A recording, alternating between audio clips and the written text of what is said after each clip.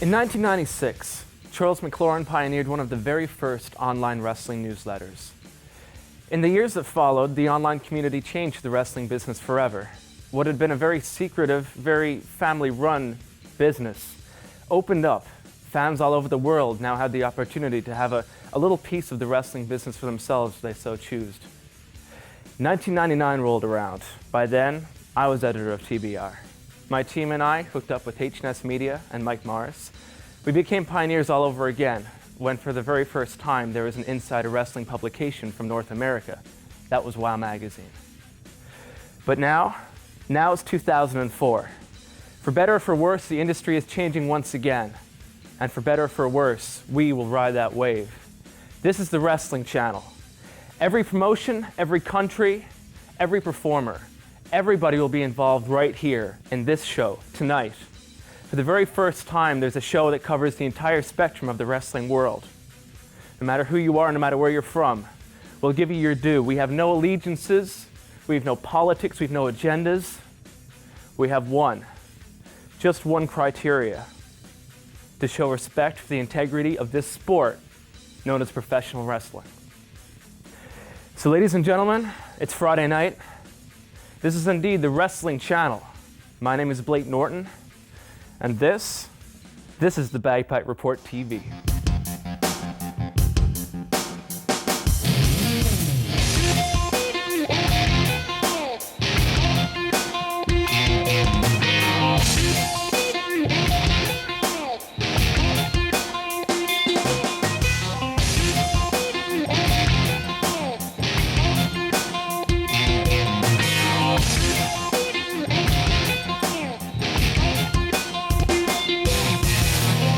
Good evening, everybody, and welcome to the Bagpipe Report. We're going to start this week with a look at the wrestling headlines. Kicking things off, there's a lot of rumblings happening right now in NWA-TNA. For starters, let's start with this. There's been a lot of booking changes within the company. Now all wrestlers that are signed to the company are being asked to pay a 15% booking charge for shows they do outside the company. One of the major reasons for this has to do with another story involving the company, which is that they've got a brand new show, TNA Impact. It's been going a couple of weeks now in the States on Fox Sports Net. It's a really big opportunity for TNA. It's going to bring them into 80 million homes. So guys like Christopher Daniels, Jeff Jarrett, Raven, all your favorites, are now becoming bigger and bigger names, and a lot of people feel this is the next step to TNA competing one-on-one with WWE. Of course, perhaps it's understandable that with the 2 shows a week from TNA, they'd want that booking charge. Management certainly has their right to have their opinion, and I think many of us could understand that. For example, if a WWE star went to do an indie show, WWE might want a booking charge from that too. All these guys, AJ Styles, Raven, their names are going to become so much bigger in the industry right now. All the same, some wrestlers aren't too happy with this. Most seem to be happy enough with the booking charge, but one wrestler who isn't very happy is Kid Cash. He voiced his concerns recently on radio when he was doing a spot for a local show, and he wasn't too happy with not only the 15% booking fee, but he also wasn't happy with his push or his salary. Right now, his bio's been taken off the NWA-TNA website, so it looks like he might be the first casualty of this new plan of action. Most other wrestlers within the company seem happy and very loyal, however. One example is D'Lo Brown. In a recent radio appearance, he said the difference between NWA-TNA and WWE is that TNA is more family-oriented than their competition. When pushed about the girls dancing in cages, he countered, "Don't worry about that, half those girls are transvestites, so we're not gender-specific or biased." Moving right on in the next section on NWA-TNA, Jeff Hardy is in talks with what many people are saying is going to be a 1-year deal. There's a report out last week in the Wrestling Observer newsletter by Dave Meltzer that the 2 sides are trying to come to an agreement. One of the sticklers on Jeff Hardy's side appears to be that he wants to get promotion for his new band on the TNA show. He's already made 1 appearance for TNA. We'll see if he comes back for a second. But as of right now, it doesn't seem as if Jeff Hardy is looking for a full-time deal, rather to work 1 or 2 days a week back in the TNA promotion. There's still talks going on between he and WWE. Jim Ross says every week, it seems, he'd love to have Jeff Hardy back in WWE. However, so far, Hardy hasn't been willing to commit to a contract, and only time will tell. if the young Jeff Hardy, who is still only 26 or 27 years young, is ready to turn to the wrestling business full-time once again. Moving on to WWE news, just last week, Shelton Benjamin broke his hand during a match with Garrison Cade. Apparently, Benjamin caught Cade right in the knee protection guard, that steel guard he has on his kneecap, breaking his hand in the process. That match was on Heat a couple of weeks ago. Benjamin's been getting a major push recently against Triple H and his match last month at Bad Blood against Randy Orton for the Intercontinental title. It'll be interesting to see what kind of position he has when he's brought back in a couple of months from now. Best of luck to Shelton Benjamin for a speedy recovery from that injury. Another man suffering from injuries of a slightly different nature is the Heartbreak Kid Shawn Michaels. He wrestled that 47-minute match, the Hell in a Cell, against Triple H at Bad Blood last month. The day after, he was viciously attacked by Kane on Raw is War. It's unknown how long Michaels will be out for. The main reason for his leaving apparently seems to be that his wife is expecting a second child. Our congratulations to Shawn Michaels and his wife on this new development. There are no immediate plans for his return. It would seem quite obvious that he'd probably come back and seek revenge against Kane for that rather brutal attack on Raw. We'll have to see. Time will tell on that one. There's some talk of him coming back for SummerSlam. But as for now, we'll have to wait and see. We certainly look forward to the Heartbreak Kid stepping back into the ring. Finally, on WWE injury notes, on a far more somber note, Paul Bearer is dead. He's not dead. It was just internal injuries. I was amazed at the recuperative powers of Paul Bearer. I mean, I've seen guys choke slammed off barricades down to concrete floors. I've seen them buried alive. I've seen them dumped in cars from 20 feet up in the air, turned upside down, and come out on television the next night with barely a scratch. Paul Bearer, a couple of weeks ago, the poor guy was covered in concrete. It's unknown whether the character Paul Bearer will return to WWE or not.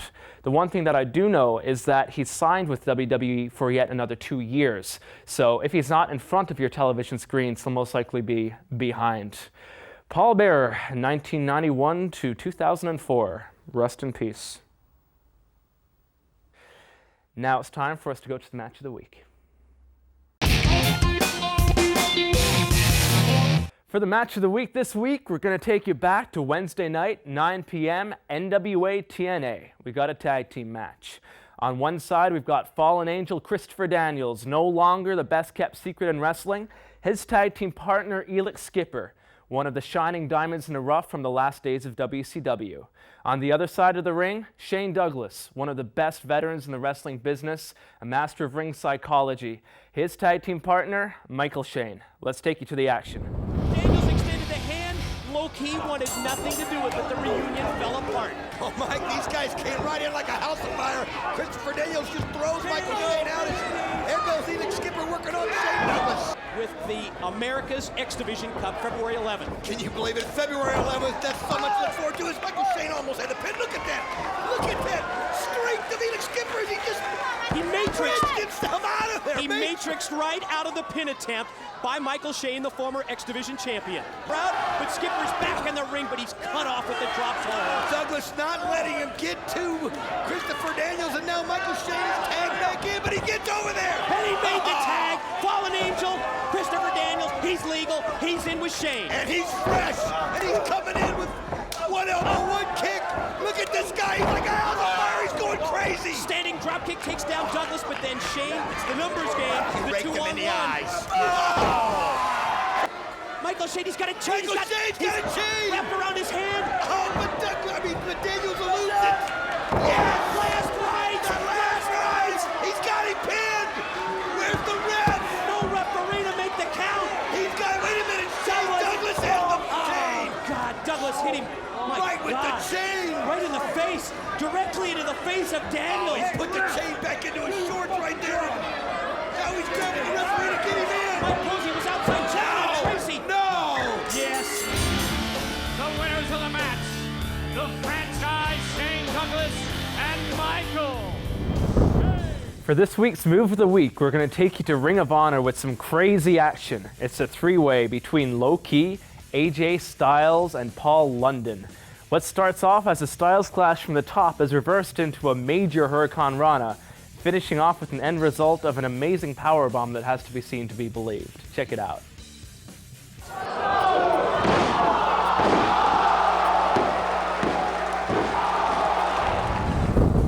Now it's time to take a look at the wrestling supercards. First of all, this coming Sunday we've got the best of the wrestling channel. Several months of action, dozens of promotions, amazing matches, hundreds of hours of wrestling on file. We dug deep. We took the very best of the action we have and we put it all together in one show just for you. This show will also include, I should say, the match we made reference to earlier, that amazing three-way between Paul London, AJ Styles, and Low Ki from Ring of Honor, that and much, much more. So be sure to tune in this Sunday and check for repeats too. Now we're going to take a look at two different supercars from this past couple of weeks. Second of all, we're going to take a look at the Great American Bash from WWE. We're going to get Brian Alvarez, the editor of the Figure 4 weekly newsletter, who works with Dave Meltzer over on the west coast of the U.S. We're going to get him on in a couple of minutes to talk about that one. First of all, this past Sunday, we saw New Japan Pro Wrestling Ultimate Crush 2. It's an amazing supercard. It opened up with an 11-man Battle Royale for the IWGP Junior Heavyweight Championship. That match was headlined by none other than the immortal legend, Jushin Thunder Liger, a legend in Japan, the US, and far, far beyond. Also on this show, we've got Masahiro Chono taking on Hulk Hogan. This is Hulk Hogan's most recent match to date, even since he left WWE last year after that big main event with Vince McMahon at WrestleMania. This is also the famous show where Hulk Hogan was attacked by Jeff Jarrett and his trusty guitar in a press conference after the match. Be sure to check that one out. It is very memorable. Finally, we've got the main event, a 10-man elimination match, Bob Sapp, Yuji Nagata, and many more. Here's a look back at New Japan Pro Wrestling's Ultimate Crush 2. ライガーが入ってくる前に決めることはできませんでした。さあライガーが入ってきた。小手をかける4枚。ただ柳瀬にも小手を引っ張っていく。これで数の上では2対2。逆に今度は柿原が捕まっている。まずは消し去ろうということなんでしょうか。さあそして X がダイビングの先頭をしている。さあこれが精進第2章今始まる。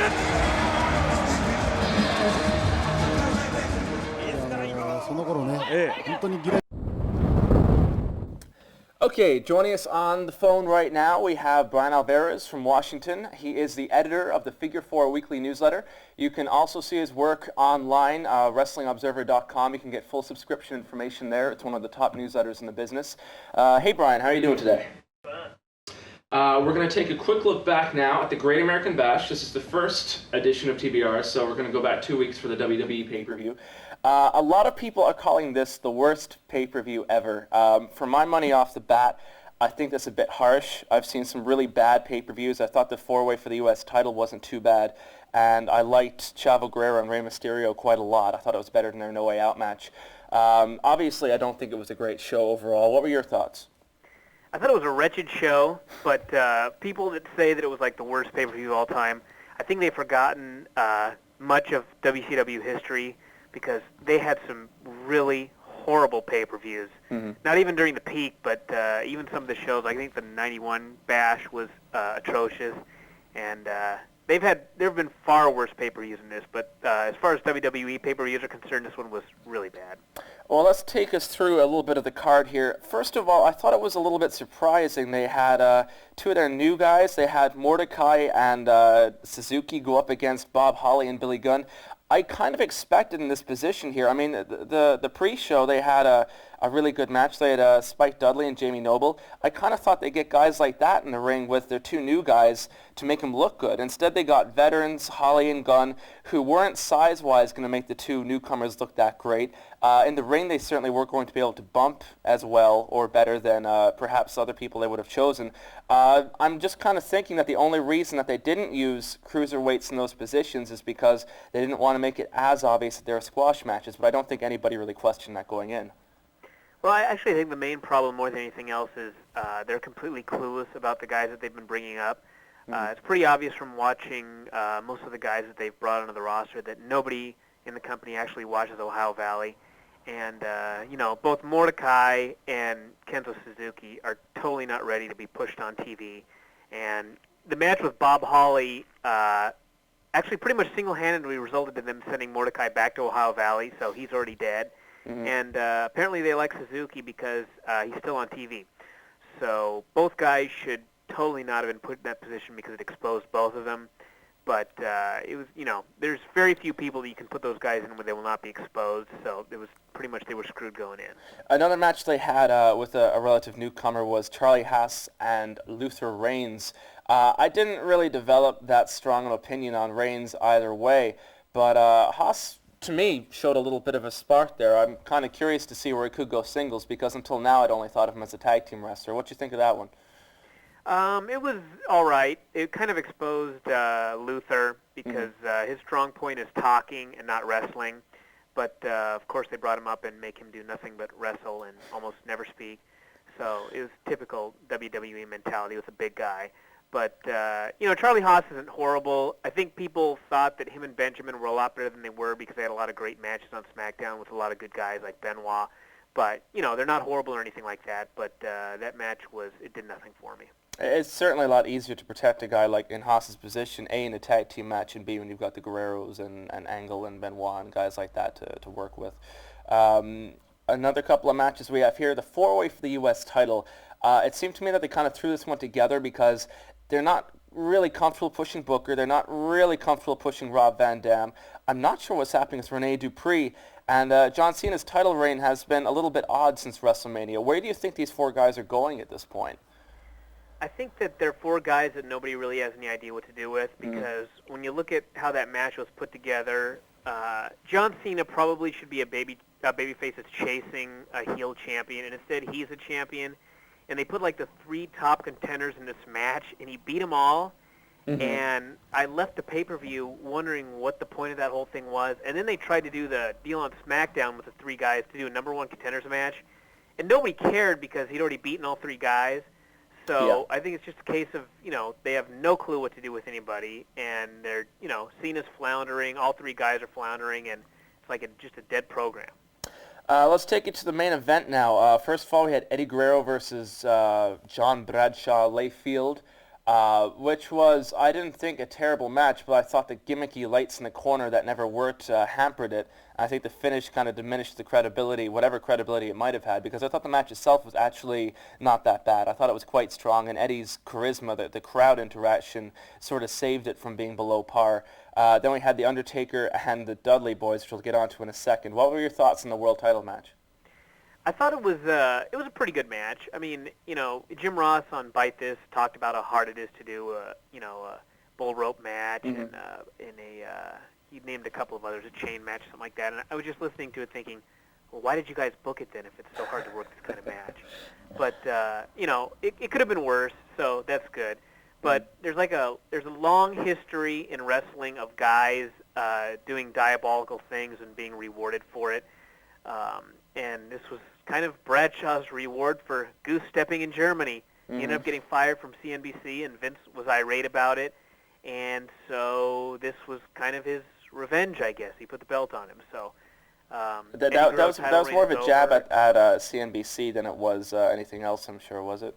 It was what? It was more of a jab at CNBC than anything else, I suppose. Even though no news broadcast station is going to care whether they put a title on Bradshaw, the only people who are going to care are the people, the stockholders, and the people making or losing money.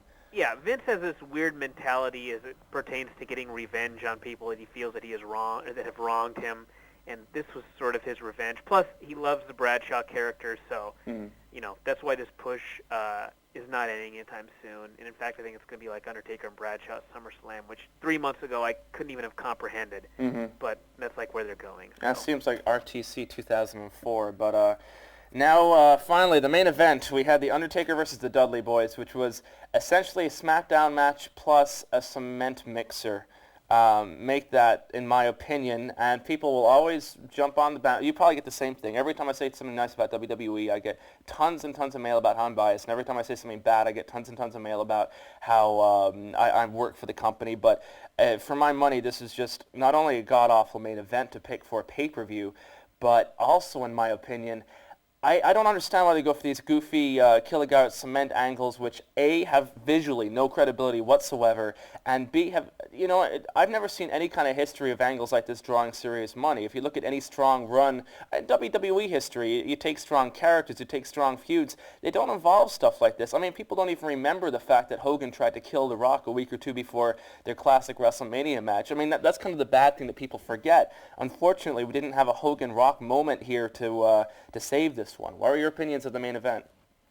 If anybody wants to write me a letter trying to defend this angle, they can knock themselves out, because there was not one redeeming quality in this entire thing. It was.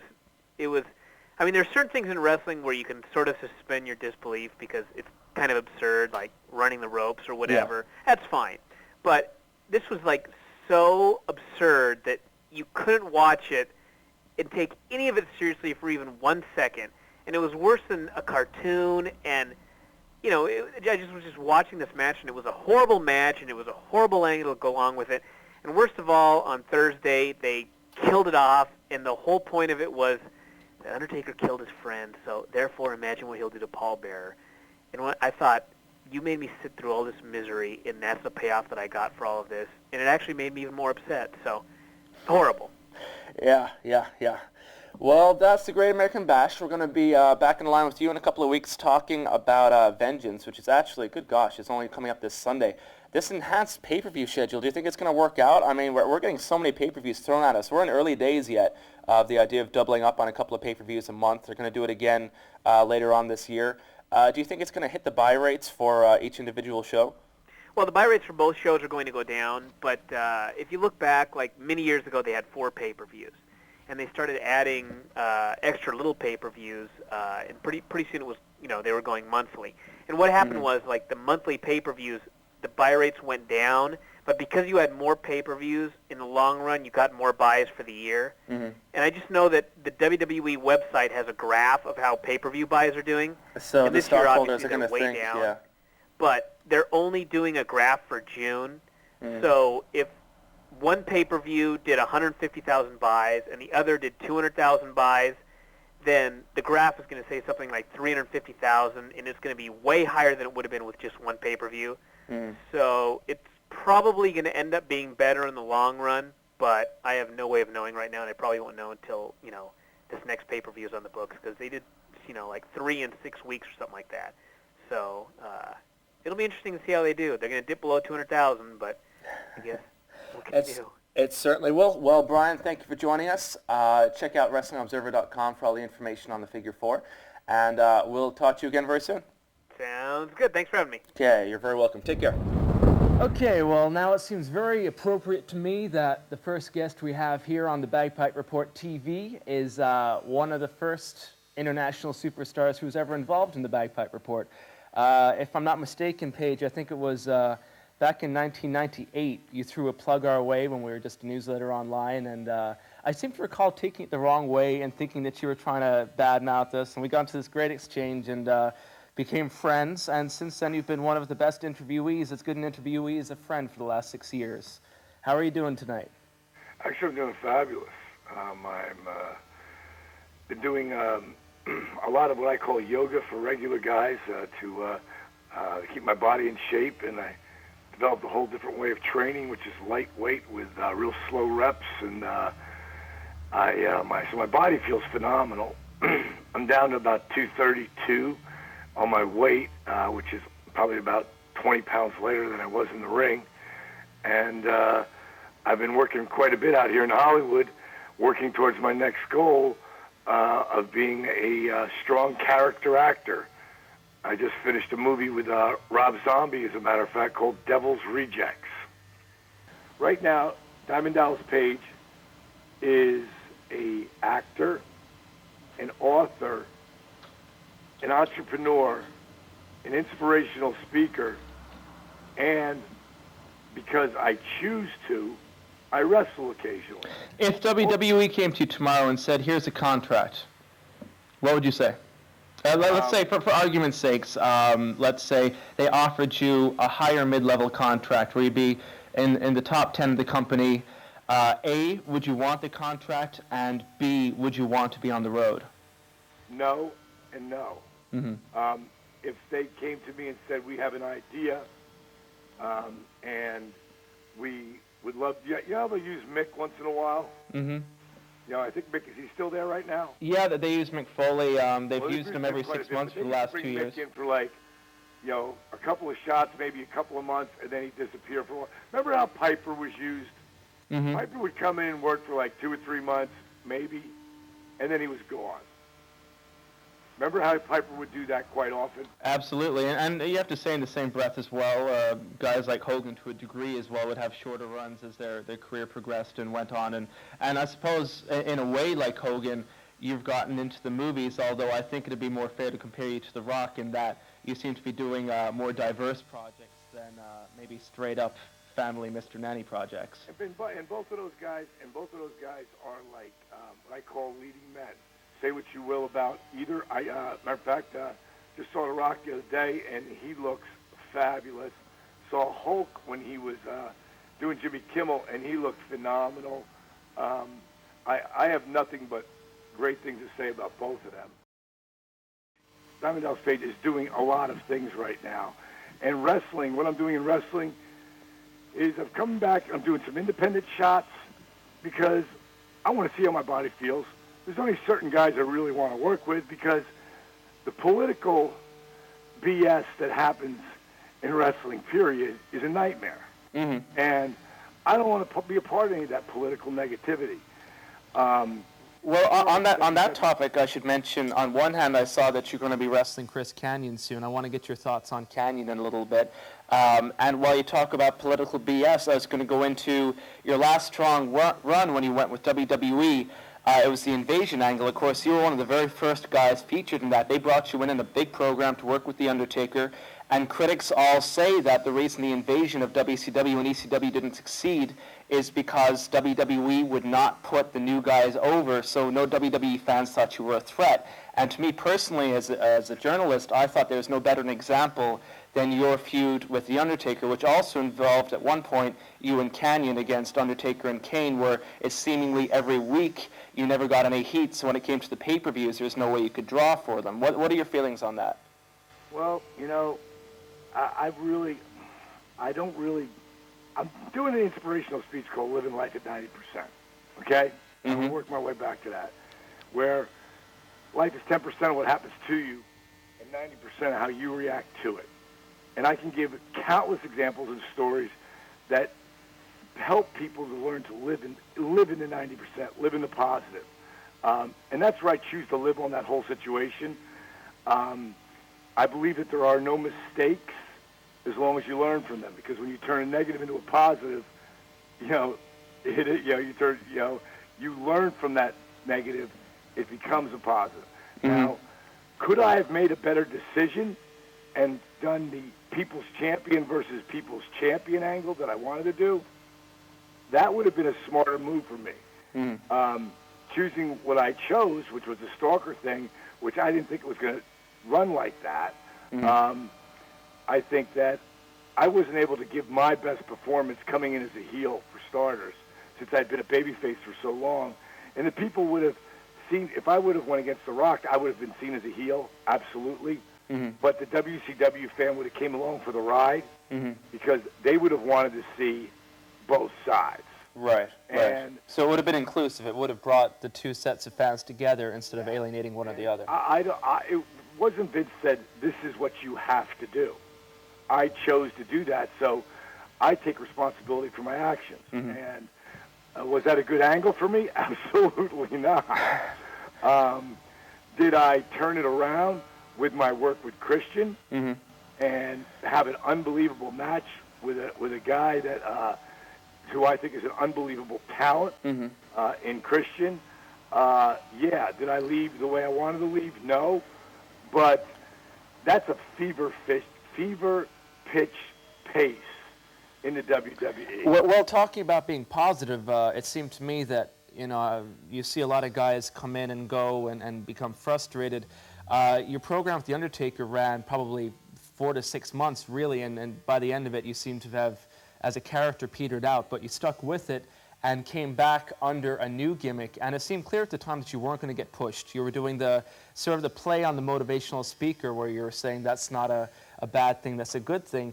And lo and behold, after a couple of weeks, it started to catch on. So whether management intended to push you or not, soon you had the European title, and like you were saying, you and Christian at WrestleMania 18 in 2002 went to the Sky Dome and got a great pop and had a real good match. How do you feel about that new character that was evolving out? Do you think it had a future had the injury not happened?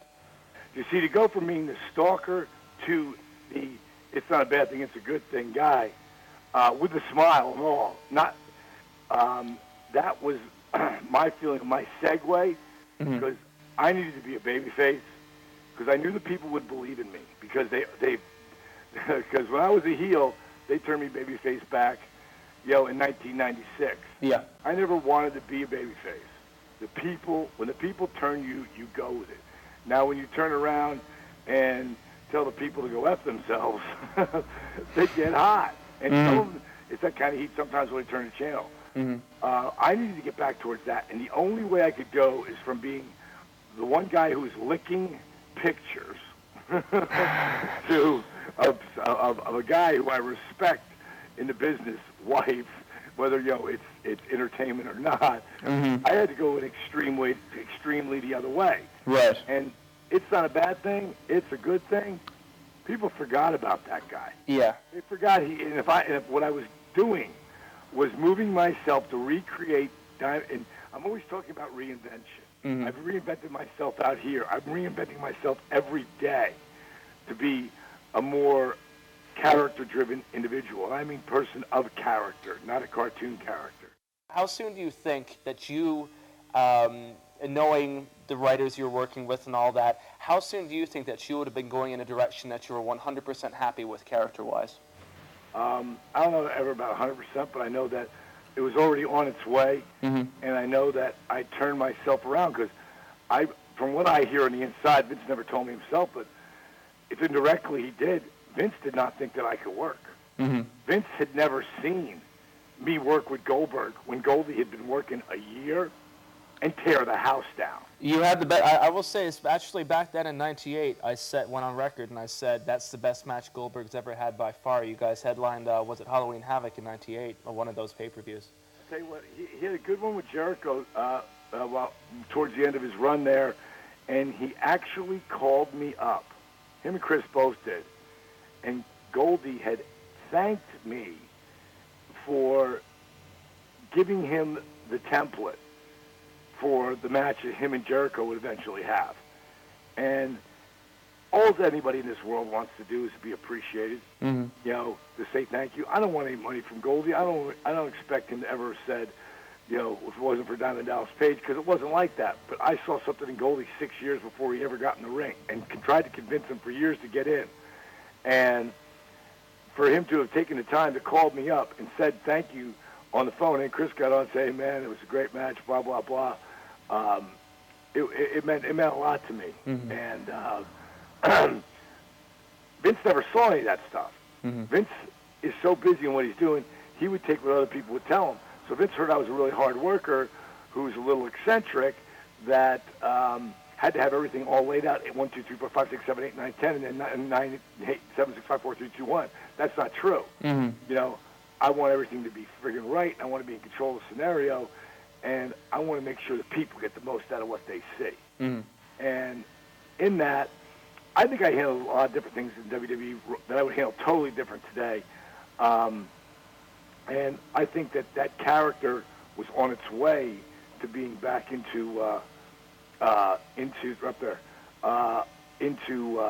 top guy, without question. But at that time, my body was pretty beat up. It came off the knee surgery, which was I tore my meniscus in my left leg. Yeah. And they told me I would never have certain movements on it, that today I have total movement. Austin, who Stone Cold, who just walked by me just now, said, tell him to click on steveaustin.com and see why my neck feels better. Smart ass that he is. Austin's over my over my crib right now. Bottom line is that I could go back for a short run because I only have one speed, and that's full speed. I wouldn't want to go back as a long run if the angle was right. I mean, I've been approached by Nonstop Action, TNA, right? I've been approached by them, just casual talks. You know, it comes down to what the deal is, what they want to do, and would I be interested? Yes, in a short run, but I'm not wrestling out there to go back into wrestling. I'm doing a few independent shots because it's fun. I can still make a pretty good buck out there doing it. I settled my case with Lloyd's of London, which is a total thing on the, it's confidential, and so now I can. I can go back into the ring, and I can jump off a building if I want to. I'm not doing that, and I'm not taking any crazy stupid bumps. Yeah, you're one of the only guys that I've ever known who has chosen to leave WWE, because as I'd heard it, this could be wrong, but as I understood it at the time, when you had your injury, people were talking a lot about the idea of you being a commentator, being a TV personality or something like that, but from what I heard, you chose to leave voluntarily. Is that what happened? Absolutely. And why did you choose to leave?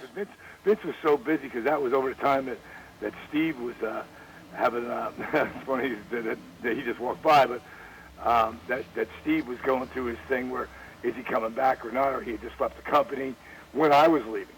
So it's sort of like, who died? There was someone who died the day Elvis Presley died, who was a huge name in the entertainment business, but you don't even know he died because it was the day Elvis died. So anybody else who died that day, they got like, oh, by the way, whoever died. It was like, I retired for and Steve quit or something. You sell yourself short. No, I don't mean to say it like that, but I mean that, I didn't even get a chance to talk to Vince that night. The night that JR, because Vince was so busy, they had to totally rewrite the show. So I never even really got a chance to talk to Vince. And JR said, well, we would really love you to stay on here as part of the family. And we definitely see you as a color commentator. We'd love to try at that. You're phenomenal.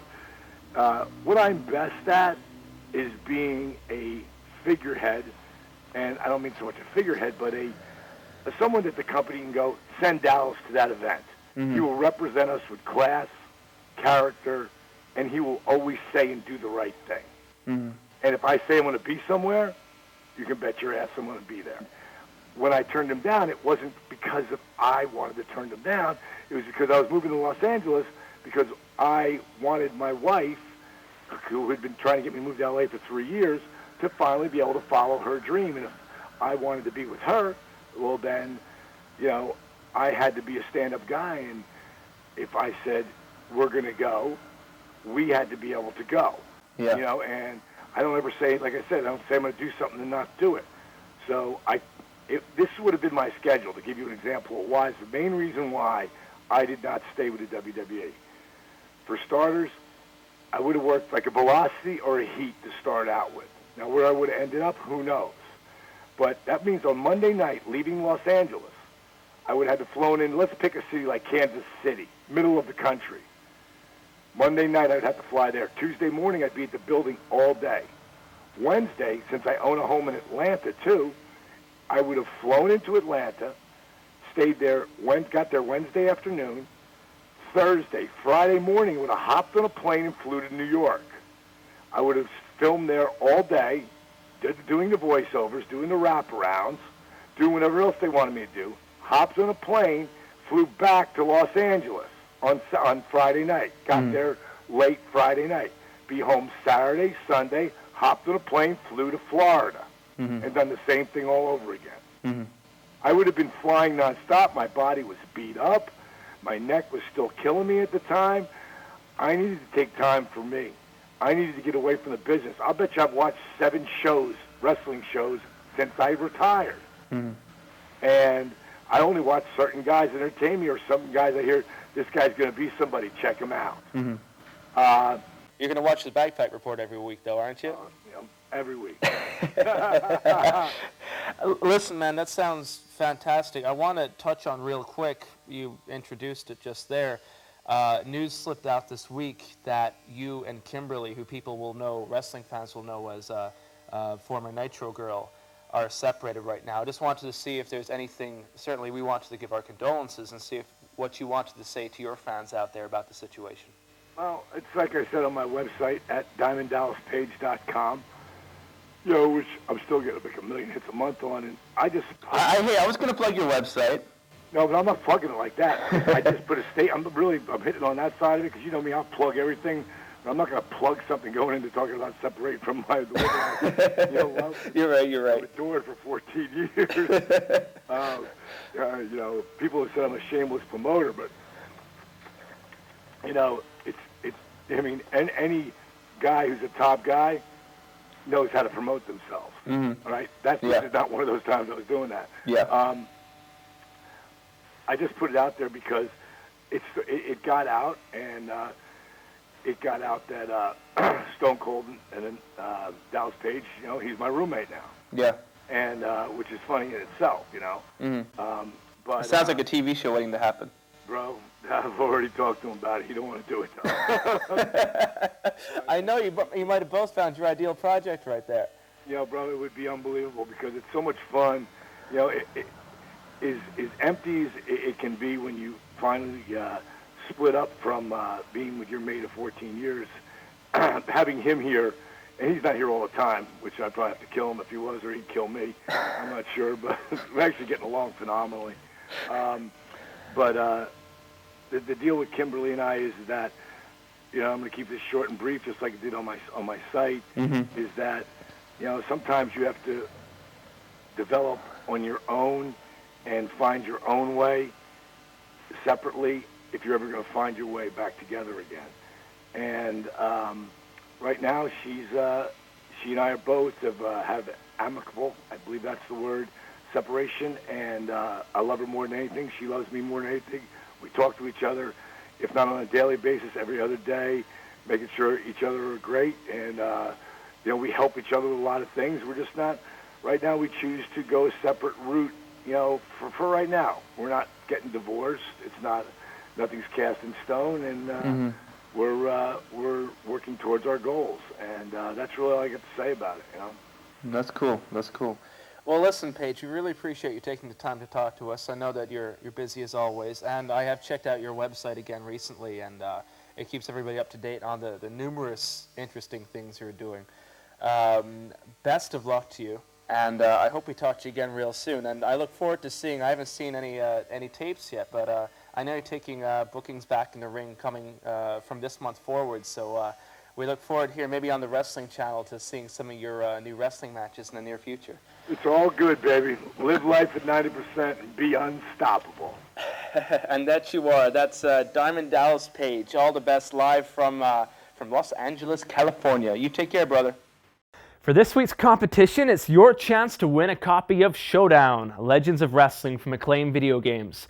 Not only are we giving you the video game itself, but we're also giving you the console to play it on. For this great prize, all you have to do is answer one very simple question. At which major wrestling event did the Ultimate Warrior win the WWF Championship? Was it at WrestleMania 6? Was it at SummerSlam 90? Or was it at WrestleMania 7? So your answer is A, B, or C, WrestleMania 6, SummerSlam 90, B, or C, WrestleMania 7. Text your answer, Legend A, Legend B, or Legend C, to the number 88066. The closing date for this competition is midnight this Sunday, July 11th. Each and every week here on the show, we're going to have a Q&A section. This will be your chance to ask about the inner workings of the business, about certain wrestlers, about my opinion on anything you'd like, and we'll do our best to scour the planet and scour the world and give you the best answer we possibly can. If you want to get in touch with us, simply send us an email, Q&A@thebagpipereport.com. Either that, or you can text me directly, Blake, followed by your question, to 88066. Our first question today comes from Mr. Michael McGovern, who asks, Blake, what was it like training in the Hart Dungeon? And did you sense any tension between particular members of the Hart family? Well, to answer your question, Michael, first of all, I have never known any family where there wasn't some tension between the members. I think there's been plenty documented out there in the wrestling media and indeed the worldwide media about tension between family members from time to time. And that would certainly go hand in hand with it being such a large family and being in the spotlight as they are in this entertainment business. The other half of your question, what was it like to train there? I can only say it was an honor. It was amazing. As a person who grew up, like I should think most people watching this show right now, watching Owen Hart, watching the British Bulldog, watching Bret Hitman Hart and all those guys, it was a privilege to go there. It was an honor to know so many of the people that I respect so much. And I'm very proud to have stuck it out. And despite the black eyes and the torn ears and perhaps some pulled ligaments here and there, it was a wonderful experience. And if I had the chance, I would certainly do it all over again. The next email tonight comes from Dan Hegarty, who asks, when are we going to see OVW on TWC? And are there any plans for new shows? Well, the situation with OVW, Dan, is quite interesting in that WWE don't actually own OVW, but they do have a very close working relationship. As I'm sure a lot of you know, many WWE stars are trained in OVW, many develop their skills in OVW, and if WWE feels that some of their current roster need time to rehab or to develop their skills further, they'll also go down to OVW, where Danny Davis and Jim Cornette do a wonderful job with some fantastic new talents for the wrestling industry. However, because of the closeness of this relationship and because so many WWE contracted stars appear in OVW, it makes it very difficult for us to come to a working relationship with them. However, keep tuned because in the next couple of weeks we're going to be getting Jim Cornette himself, the head of OVW, with Danny Davis, right here on the show to talk about OVW, maybe talk a little bit about the programming in the future and even more about wrestling. For the second part of your question, yes, we are always expanding into new wrestling promotions and new territories. Just next week, we're going to have NWA Wildside come in. Those guys are from Atlanta, and you'll know the name because that's where AJ Styles got his start and started his road to becoming the phenom that he is today. Also this August, now that Memphis Classic Wrestling is finishing up this weekend, we're going to bring in new Memphis Wrestling. So you're going to see not only the classics from the early 80s and the late 70s that you've been seeing already, but we're going to bring you the new up-to-date action from Memphis. If you want more information about programming on TWC, make sure to jump to thewrestlingchannel.tv and sign up for the free newsletter. And now for a little look at live events coming up right here in the UK and Ireland. Coming up Sunday, July 25th, Future Championship Wrestling will be in Dudley in the West Midlands. Revolution British Wrestling, they've got a show Saturday, July 17th and Saturday the 21st of August in Selbeck Hall, Enfield. Irish Whip Wrestling, this coming Monday, July 12th, they'll be in the Dinree Hotel in Carlow Town. Then the following week, Sunday, July 18th, there'll be the Osprey Festival in Rathdowney, County Laois. And finally, from Monday, July 26th, the World Association of Wrestling will begin a run of 5 weekly shows at the New Atlantis Resort in Great Yarmouth, ending on Monday, August 23rd. That about does it for us at the Bagpipe Report this week, but stay tuned to the Wrestling Channel as we've got 7 days of hot wrestling action for you. Starting tomorrow, it's World of Sport Saturday. From 9 a.m. to 8 p.m., we've got all the action going down. Also this week, RF Video, we've got a shoot interview with the Honky Tonk Man. One of the legends of wrestling lets loose about his past, his present, and his future. Also check out Ring of Honor High Impact TV. Paul London takes on Spanky. See these two WWE superstars, present and former, as they let loose in an environment as only they can with amazing athleticism. And when you talk about athleticism, you'll also want to tune in for Low Key versus the American Dragon. Also coming up on Classic New Japan, we've got Antonio Inoki versus the immortal Hulk Hogan. Perhaps the most legendary figure in Japanese wrestling takes on arguably the most legendary wrestler in the history of North America. It's sure to be a classic, and indeed, that's why they call it Classic New Japan. Then it's straight on to CZW, Fake U TV, The Hate Club versus Chris Hero and B-Boy. Then it's Derek Frazier versus Ruckus. All this and more this week on the Wrestling Channel. If you'd like more information about the Bagpipe Report, check out thebagpipereport.com. All our shows are going to be archived online. No matter where you are in the world, you can stay up to date with us each and every week. Also, the WrestlingChannel.tv. All the upcoming shows, all the interviews, all the interesting bits going up and going down, free newsletters, columns, and much, much more. www.thewrestlingchannel.tv. Well, I think that's about us for the week. For Blake Norton and all the crew here at TWC, you take care of yourself. We'll see you again next Friday at 8 p.m. right here on the Bagpipe Report.